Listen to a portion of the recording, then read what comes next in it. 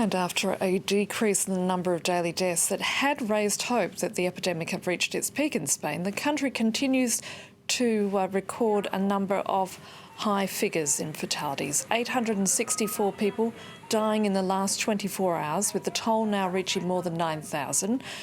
And more than 100,000 people are said to be infected. However, health officials say the trend in new infections continues to decline.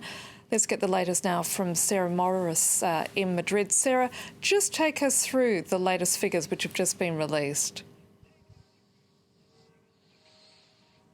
Yes, today's death toll is another daily record, 864 more deaths in the last 24 hours. That means that more than 9,000 Spaniards have died from the virus so far. The numbers infected are now topping 100,000, 102,136 people infected. That's up 8.2%. The health authorities are still saying that they expect the figures to peak shortly. They say that they are seeing a slowdown in the increasing rise of the number of cases. They say that if you look back at about 10 days ago, we were seeing rises of about 20 to 25%.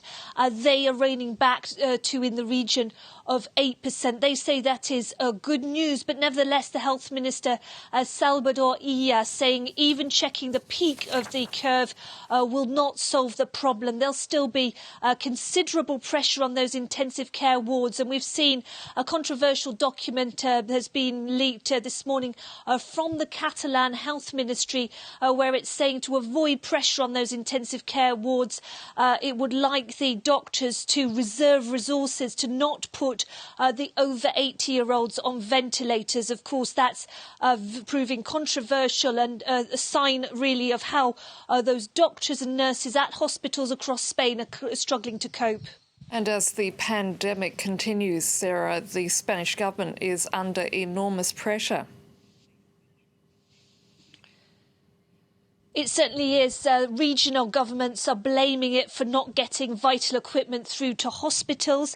And we've also seen the Conservative opposition saying that the measures that the government announced yesterday to help self-employed people, to help people who are suffering and finding it difficult to pay their rent during this crisis, those measures, says the Conservative opposition, were announced without consulting it. And it says that for the loyalty of the country, it's trying to help pass measures through to solve this crisis, but it says the government is basically doing these measures on the hoof, and that some of its own allies are backing away from it. The government is going to have to try to pass some of those measures through the parliament, and of course Spaniards know that they can't from now on for the next 2 weeks, they can't leave their homes. That extended lockdown has begun, and they also know that unless they're classed as an essential worker, they also won't be able to go to their offices or factories.